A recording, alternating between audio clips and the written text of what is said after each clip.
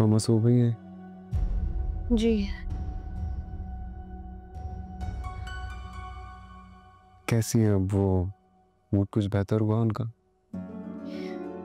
मैंने कोशिश तो की थी उन्हें रिलैक्स करने की, लेकिन जाहिर सी बात है सिचुएशन ऐसी है, कौन रिलैक्स होगा। क्या ही कर सकते हैं हम?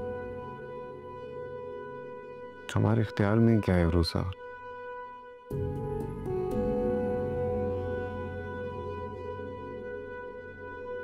मजबूर है, कुछ नहीं कर सकते।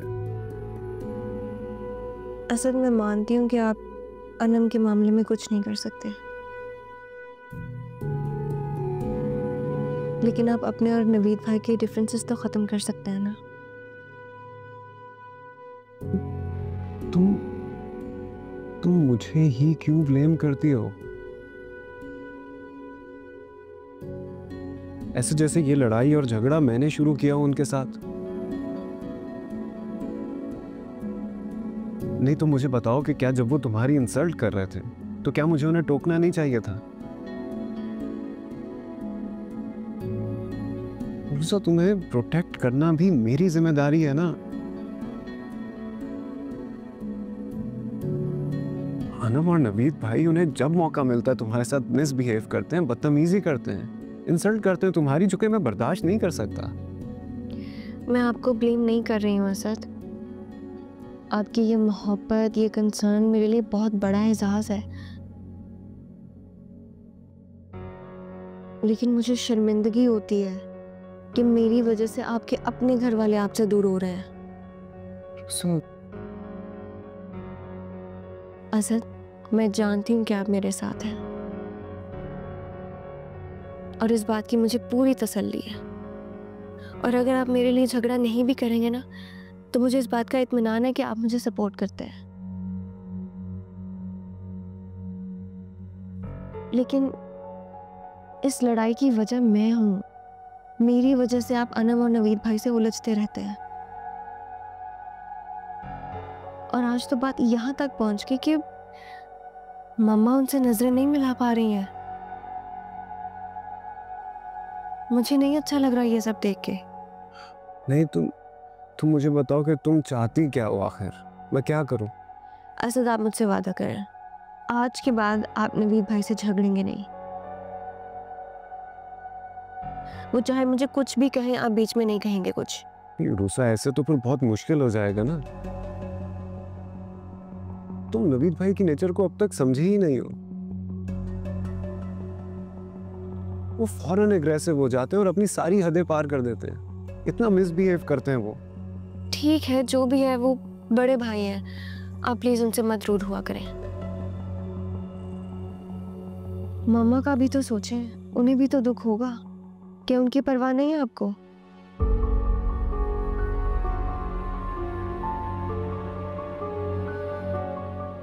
खैर, मैं सोचूंगा इस बारे में। फिलहाल तो मुझे लग रहा है कि ये दुबई वाला प्लान कैंसिल कर दूं। मेरी वजह से नहीं असद। मसला सिर्फ तुम्हारा नहीं है रूसा। तुम्हें तो मैं अपने साथ भी ले जा सकता हूँ, लेकिन ममा और अनम जितनी टेंशन में है इस वक्त, उनका क्या करूं नहीं समझ में आ रहा।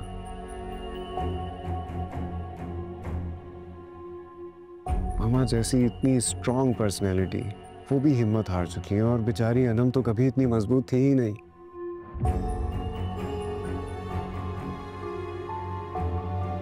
मैं तो हैरान हूं कि वो ये सब कुछ कैसे बर्दाश्त कर रही है।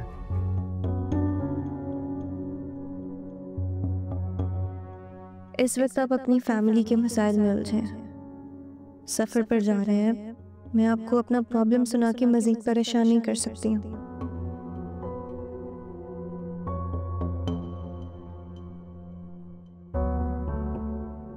बाकी इतना मुझे आइडिया हो गया है कि फरहान का अचानक से मेरी ज़िंदगी में लौटना और नौशीन आंटी का मुझे यूं ब्लैकमेल करना इत्तेफाक नहीं, ये यकीनन इनकी प्लानिंग है।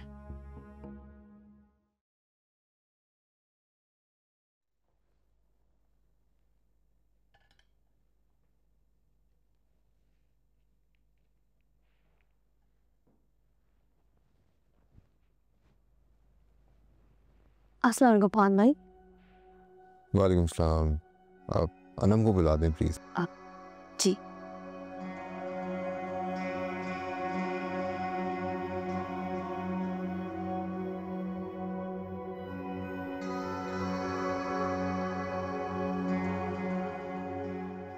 हाँ जी, क्या हुआ, क्यों आए हो, क्या काम है तुम्हारे से? बात करनी है मुझे उससे, आप प्लीज उसे बुला। क्या बात करनी है भाई अनम से तुमको?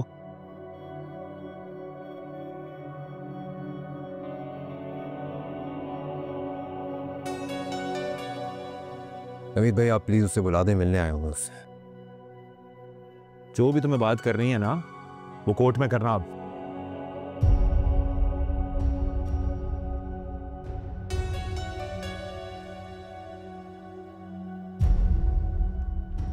असद, आप प्लीज मेरे साथ जल्दी चलें। क्यों, क्या हुआ है? नीचे फहद भाई आए हैं अनम से मिलने के लिए और नवीद भाई उन्हें रोक रहे हैं। आप प्लीज चलें और नवीद भाई को रोकें। ऐसा ना हो कि फहद भाई अनम से मिले बगैर वापस चले जाएं। उनका मिलना और आपस में बात करना बहुत जरूरी है। क्या जरूरी है उरूसा? फहद ऑलरेडी डिसीजन ले चुका है ना सजल से शादी करने का। अब बाकी क्या रह गया है पीछे बात करने को अनम से? बहुत कुछ बाकी है। हो सकता है उन्हें अपनी गलती का एहसास हो गया हो और वो अनम को मनाने के लिए आए हो। हाँ प्लीज चले, वरना नवीद भाई भी ये मामला बिगाड़ देंगे। ठीक है चलो।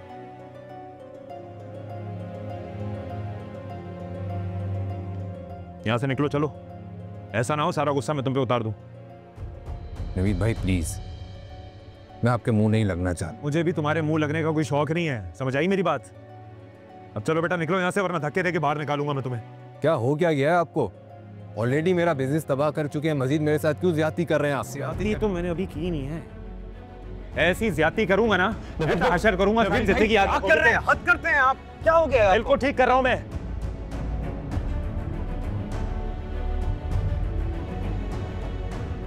इसी काबिल है ये घटिया आदमी। बस कर दें नवीद भाई, बस कर दें। अरे सर, तुम, मैं कह रहा हूं ना रहने दे। तुम्हें शर्म नहीं आ रही है? तुम क्या बोल रहे हो? तुम उसकी साइड ले रहे हो। तुम जानते नहीं हो उसने हमारी बहन को कितने दुख दिए? मैंने कोई दुख नहीं दिया अनम को, मेरी वजह से दुखी नहीं है वो। आपकी बेजा सपोर्ट और उसकी जिद है जिसने अनम और मेरे बीच में इतने फासले पैदा कर दिए हैं। उल्टा आपने उसे समझाने के बजाय मुझे ही तबाह कर दिया है। मैं तो तुम्हें तबाह करूं भाई। मेरी बात सुनिए नवीद भाई प्लीज। मैं आज भी सब कुछ भुलाकर सिर्फ उससे मिलने आया हूँ। मैं कुछ नहीं भूली और ना ही भूल सकती हूँ। एक मिनट आधा, मैं हैंडल कर रहा हूँ ना। प्लीज मुझे बात करने दे।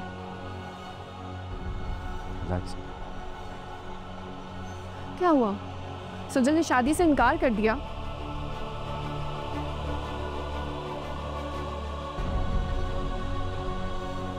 स्ट्रेंज। वो तो बहुत एक्साइटेड थे ना इस शादी के लिए। प्लीज मेरे ये क्या तुम मुझे यहाँ पे अपनी शादी का इनविटेशन देने आए हो या रिश्ता खत्म करने आए हो?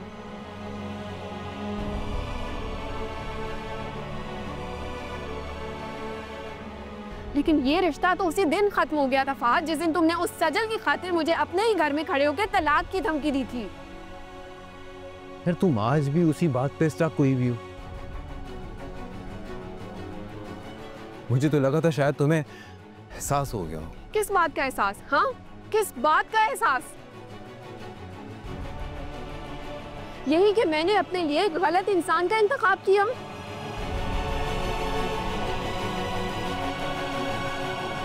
वो तो रोज होता है।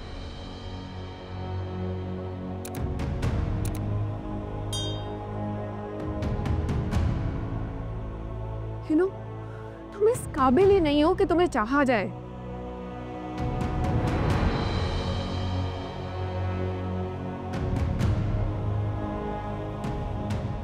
तुम नहीं बदल सकती है ना? बिल्कुल। And go to help. तुम और सजल जो चाहे करो, आई डोंट केयर। अब जाओ यहाँ से, क्योंकि मुझे तुम्हारी शक्ल से और तुमसे नफरत हो रही है। ओके फाइन देन, जा रहा हूं मैं यहाँ से। लेकिन तुम अब मेरी एक बात याद रखना, अगर तुम्हें कोई परवाह नहीं है ना, तो मुझे भी अब तुम्हारी कोई परवाह नहीं है। Now you go to hello.